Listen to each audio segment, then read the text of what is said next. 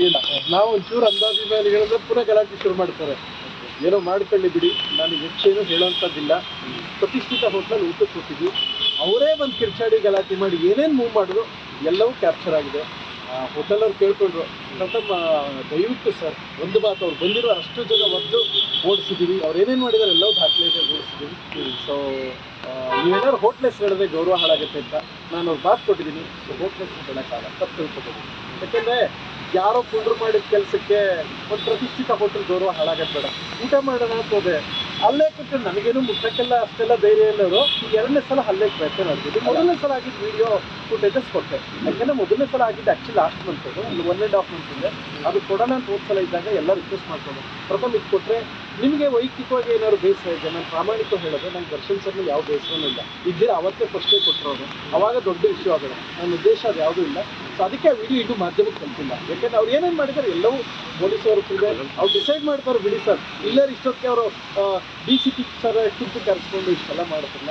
ಆಗಿದೆ, ಒಂದಷ್ಟು ಜನ ಒಳಗೋಗಿದ್ದಾರೆ, ಇನ್ನಷ್ಟು ಜನ ನಾಳೆ ಮಧ್ಯಾಹ್ನ ಹೆಸರು ಹೇಳ್ಬೋದು ಯಾರು ಅಂತೂ, ಅದು ಹೇಳಿದ್ರೆ ನಾಳೆ ಅಲರ್ಟ್ ಆಗ್ಬಿಡ್ತಾರೆ ಅವರು. ಸೊ ಅದಕ್ಕೆ ರೀಸನ್ ಇಷ್ಟೇ, ಅಂದರೆ ಅವರು ಯಾರು ಮಾಡಿದ್ರು ವಿಡಿಯೋ ಫುಟೇಜಸ್ ಎಲ್ಲ ಹೋಟೆಲ್ ತೊಗೊಂಡಿದ್ದಾರೆ. ಏನಾಗುತ್ತೆ ಅಂದರೆ ಸರ್, ಹೋಟ್ಲ್ ಹೆಸರು ಹೇಳ್ಬೋದು, ಒಂದು ಪ್ರತಿಷ್ಠಿತ ಹೋಟ್ಲ್, ಎಲ್ಲ 4 ಜನ ಯಾರೋ ಕಾರ್ಮಿಕರು ಎಲ್ಲಿಂದ ಊಟ ಮಾಡೋಕ್ಕೆ ಬಂದಿರ್ತಾರೆ. ನಾನು ಯಾವಾಗ ಹೇಳೋದೇನೆಂದರೆ ಬೇಡ ಅಂತ ಈ ವಿಚಾರ ಇಲ್ಲ ಸರ್. ಎರಡನೇ ಸಲ, ಮೊದಲನೇ ಸಲ ಹಲ್ಲೆ ಆಗಿರೋ ವಿಡಿಯೋ ಇದೆ. ನಾನೇನು ಹೇಳ್ತೀನಿ ಗೊತ್ತಾ, ಅದು ನಾಗರಬಾಯಲ್ಲಿ ನಡೀತೀನಿ ಗಲಾಟೆ, ಅದು ಮಾಡ್ತೀಯ ಇದು ಮಾಡ್ತೀಯ ನಮ್ಗೆ ಬಿಡಲ್ಲ ಅಂತ ಅವ್ರು ಏನು ಮಾಡಿದ್ರೆ ಆ ವಿಡಿಯೋ ಇದೆ, ಅದನ್ನು ಅವ್ರು ನೋಡಿದ್ದಾರೆ. ಪ್ರಥಮ ಅವಾಗ ಸುಮ್ಮನಿದ್ರು ಎಂದು, ಅವಾಗ ಸುಮ್ಮನಿದ್ದ ಉದ್ದೇಶ ಏನಂದರೆ ನಮ್ಗೆ ಯಾರ ಮೇಲೆ ಬೇಸರ ಇಲ್ಲ, ಇವರು ಒಂದಿನಕ್ಕೆ ಸುಮ್ಮನಿರ್ತಾರೆ ಅಂತ. ದಿನಕ್ಕೆ ಒಂದು 10,000 ಜನ ಇನ್ಬಾಕ್ಸ್ ಮಾಡ್ತಾನೆ ಇದ್ರು, ಜಾಸ್ತಿ ಆಗ್ತಾ ಇತ್ತು. ಒಂದಷ್ಟು ಜನ ಒಳಗೋಗ್ಲಿ ಬಿಡಿ, ಅವರು ಕೂಡ ಅಲ್ಲೇ ಕೂತ್ಕೊಂಡ್ಬೇಕಾದ್ರೆ ಕೂಗ್ಲಿ, ಏನು ಬೇಕಾದ್ರೆ ಕೂಗ್ಲಿ, ಸ್ಟೇಷನ್ ಇರೋರು ನಿಮ್ಮ ಮೇಲೆ ಒತ್ತಾಯ ಪೂರ್ವಕವಾಗಿ ನಾವೆಲ್ಲ ನೇರವಾಗಿ ಹೇಳ್ತೀನಿ ಕೆಲಸ. ಅಲ್ಲಿ ಯಾರು ಬಲವಂತ ಮಾಡಬಾರ್ದು. ನಾನು ಕೆಲವೊಂದು ಹೆಸರು ಹೇಳ್ಬೋದು, ಯಾವುದೇ ಹೆಸರು ಯಾಕೆ ಹೇಳ್ತಾ ಇಲ್ಲ, ಏನೂ ಹೇಳ್ತಾ ಇಲ್ಲ ಅಂದರೆ ರೀಸನ್ ಇಷ್ಟೇ. ACP ma'am and DCP sir ಇದು ಸೆನ್ ಅಂತ ಒಂದು ಸ್ಪೆಷಲ್ ಹಿಂದಿದೆ, ಅವರೇ ಖುದ್ದು ಕರ್ಸ್ಕೊಂಡು DCP ಸರ್ ಈಗೇನು ದರ್ಶನ ಕೇಸಲ್ಲಿ ಅರೆಸ್ಟ್ ಆಗಿತ್ತು ಅಂತ ಮಾಡಿದ್ರಲ್ಲ, ಆ DCP ಸರ್ ಖುದ್ದು ಕರ್ಸ್ಕೊಂಡಿದ್ದು, ಅವರೇ ಕರ್ಸ್ಕೊಂಡಿದ್ದಾರೆ. ಪ್ರಥಮ ಇದೆಲ್ಲ ನನ್ನ ಗಮನಕ್ಕೆ ಬಂದಿದೆ, ಭಾಳ ಬೇಜಾರಾಗಿದೆಯಪ್ಪ. ನಾನು ಕೇಳ್ದಕ್ಕೆ ಅವ್ರಿಗೆ 2 ಫೋನ್ ಕೊಟ್ಟೆ, ತಗೊಳ್ಳಿ ಸರ್ ನಿಮಗೆ ನೋಡಿ ಅಂದಾಗ ಅವರೆಲ್ಲ ಚೆಕ್ ಮಾಡಿ ಅದಕ್ಕೆ ಏನೇನು ಬೇಕು ಎಲ್ಲ ಸೋರ್ಸಲ್ಲಿ ಯಾರ್ಯಾರು ಕಳಿಸಿದ್ರೆ ಎಲ್ಲ ದಾಖಲೆಗಳು ತಗೊಂಡಿದ್ದಾರೆ. ಸೊ ಅವ್ರೇನು ಮಾಡಿದ್ರು, ಯಾವುದೇ ಕಾರಣಕ್ಕೂ ಬಿಡೋ ಪ್ರಮೇಯನೇ ಇಲ್ಲ ಅಂದರು. ಈಗ ಅದು ಬಹುಶಃ ಒಂದಷ್ಟು ಜನ ಒಳಗೋಗ್ತಾ ಇದ್ದಾರೆ. ನಾನು ಹೇಳ್ತೀನಿ, ಪೋಸ್ಟ್ ಮಾಡೋದಕ್ಕಾಗಿ ಅವರೇ ಕರ್ಸ್ಕೊಂಡಿದ್ದಾರೆ. ನೀವು ಅವ್ರು ಪೋಸ್ಟ್ ಮಾಡಿದ್ದಕ್ಕಲ್ಲ ಸರ್, ಪೋಸ್ಟ್ ಮಾಡಿದ ಮೇಲೆ ನೀವು ನ್ಯೂಸ್ ಮಾಡಿದ್ರಿ ಸರ್. ನೀವು ನ್ಯೂಸ್ ಮಾಡಿದ್ಮೇಲೆ ಅದು ಕಾವು ಏರ್ಕತ್ತೆ ಸರ್, ಮಳೆನೂ ಕಾವು ಏರುತ್ತೆ ಸರ್.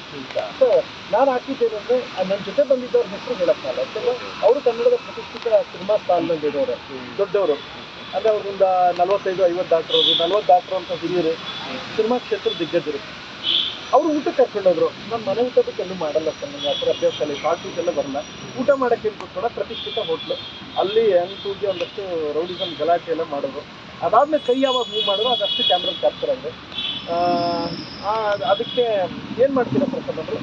ಸರ್ ನೀವೇನು ಹೇಳ್ತೀರಾ ಹೇಳಿ ಅಂದಾಗ, ಪ್ರಥಮ್ ಇದು ನಮಗೋಸ್ಕರ ಒಂದು ರಿಕ್ವೆಸ್ಟ್ ಸರ್, ದಯವಿಟ್ಟು ಇದನ್ನು ನೀವು ಹೋಟೆಲ್ ಹೆಸರು ಹೇಳದೇ ಇರ್ಬೋದಾದ್ರು. ನನಗೇನಿಲ್ಲ ಸರ್, ನಾನೇನು ಹೇಳಿ ಅವರು ವಿಡಿಯೋ ಮತ್ತು ಯಾರು ಬಂದು ಗಲಾಟೆ ಮಾಡಿದ್ದಾರೆ ಅದಷ್ಟು ತೊಗೊಂಡಿದ್ದಾರೆ.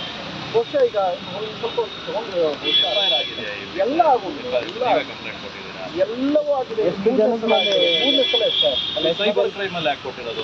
ಸೈಬರ್ ಕ್ರೈಮ್ ಇಷ್ಟೇ ಲಾಸ್ಟ್ ಸಲ ಆಗಿತ್ತಲ್ಲ, ಅಲ್ಲಿ ಅದು ಸೋಷಿಯಲ್ ಮೀಡಿಯಾ ಪ್ರತಿದಿನ ಬರ್ತದೆ ಬಿಟ್ಟೆ. ಏನು ಗೊತ್ತಾ, ನಿಮ್ಗೆ ನೇರವಾಗಿ ಹೇಳ್ತೀನಿ ಕೇಳಿ, ಅಲ್ಲಿ ಒಂದು ಸ್ಪಷ್ಟವಾಗಿ ಹೇಳ್ತೀನಿ ಕೇಳಿ, ಎಷ್ಟೋ ಜನ ಅರ್ಥನೇ ಮಾಡ್ಕೊಳ್ಳ ಸರ್.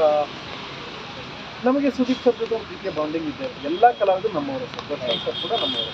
ಬಟ್ ಏನು ಅಂದರೆ ಅಲ್ಲೊಂದು ಸಂತಾಪ ಸಭೆ ನಡೀತಾ ಇತ್ತು, ಅದು ತುಂಬ ದೊಡ್ಡ ಕಾರ್ಯಕ್ರಮ.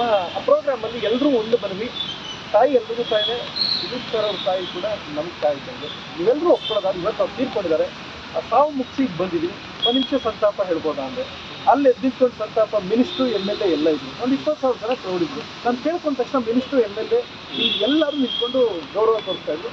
ನೆಕ್ಸ್ಟ್ ಯಾರು ಸತ್ರು ನಮಗೆ ಜೈ ದೀಪ ಈ ಶುರು ಮಾಡೋದು. ಆ ವಿಡಿಯೋ ಕೂಡ ಇತ್ತು, ನಾನು ಹಾಕಿದ್ದೆ. ಅದೆಲ್ಲ ಇಂಪ್ಯಾಕ್ಟ್ ಮೊನ್ನೆ ಬಿಡಿ, ಇದೇನಾಗುತ್ತೆ ಇನ್ಯಾವೇನೋ ರೂಪ ಕೊಡೋದು, ಎಲ್ರಿಗೂ ಒಂದೇ ಮಾತಾಡೋದು ಸರ್. ಪಾಪ ನಾನೊಂದು ಪ್ರಾಮಾಣಿಕವಾಗಿ ಹೇಳ್ತೀನಿ ಸರ್, ಎಷ್ಟು ಜನ ವಿರುದ್ಧ ದೂರು ಕೊಟ್ಟಿದ್ದೀರಾ ಸರ್? ಸರ್ ನಾನು ಯಾರು ವಿರುದ್ಧನೂ ಕೊಟ್ಟಿಲ್ಲ ಸರ್. ಏನಾಗಿದೆ ವಿಡಿಯೋ ನೋಡಿ ಅವ್ರು ಡಿಸೈಡ್ ಮಾಡ್ತಾರೆ ಅಲ್ಲ ಕಂಪ್ಲೇಂಟ್ ಅಲ್ಲಿ ಏನಂತ ಬರುತ್ತೆ? ಸರ್ ನಾನು ಏನು ಹೇಳಲ್ಲ, ಇಷ್ಟೇ ಹೇಳೋದು, ಯಾರು ಮಾಡಿದ್ರೆ ನಮ್ಗೆ ಸ್ವಲ್ಪ ಹೊತ್ತು ಹೊರಗೋಗ್ತಾರೆ. ಆ್ಯಂಡ್ ಇದಕ್ಕೂ ಮುಂಚೆ ಯಾರು ಸೋಷಿಯಲ್ ಮೀಡಿಯಾ ಟ್ರಿಕ್ ಮಾಡಿದ್ರೆ ಅವರೆಲ್ಲ ಹೋಗ್ತಾರೆ. ಟ್ವಿಟರ್ಲಿ ಕೆಲವರು ಒಂದಷ್ಟು ಗ್ರೂಪ್ಗಳು ಮಾಡ್ಕೊಂಡಿದ್ದೇವೆ ಸರ್. ಇವರೆಲ್ಲ ಹೆಂಗೆ ಗೊತ್ತಾ, ಒಂದು 2,000 ಅಥವಾ 1,000 ಗ್ರೂಪ್ ಮಾಡ್ಕೊಳ್ಳೋದು. ಆ ಗ್ರೂಪಲ್ಲಿ ಏನು ಕೆಲಸ ಅಂದರೆ, ಹೇ ಈ ಅಕೌಂಟ್ಗೆ ಮೆಸೇಜ್ ಬಂದೈತೆ, ಮಿಸ್ ಮಾಡದೆ ಪೋಸ್ಟ್ ಹಾಕೋರೆ, ಎಕ್ಸ್ಟ್ರೀಮ್ ನೆಗೆಟಿವ್ ಕಾಮೆಂಟ್ ಹಾಕಿ ಒಂದು ವೇವ್ ಬಿಲ್ಡ್ ಮಾಡಿ ಮತ್ತೆ ಮಾಡ್ಕೊಂಡು ಇದು ನನಗೇನು ಅಂಥದ್ದೇನು ಎಫೆಕ್ಟ್ ಸರ್. ನಿಜ ಹೇಳಬೇಕು ಅಂದರೆ ಐ ಥ್ಯಾಂಕ್ಸ್ ಟು ನನ್ನ sincere thanks to Darshan sir fans. ಯಾಕೆಂದರೆ ಅವ್ರು ಒಂದಿನೇ ಹೊಸ ಕಾರ್ ತಾಳನ್ನು ತಡೆದ್ರು, ಒಂದು ಅಮೇರಿಕ ಅಕ್ಕ ಸಮ್ಮೇಳನ ಕಲಿಸ್ಬೇಕು. ಅವ್ರಿಗೆ ಬೈದುನೇ 3 ಹೊಸ ಸಿನಿಮಾ ನಗ್ಸಿತ್ತು ಸರ್.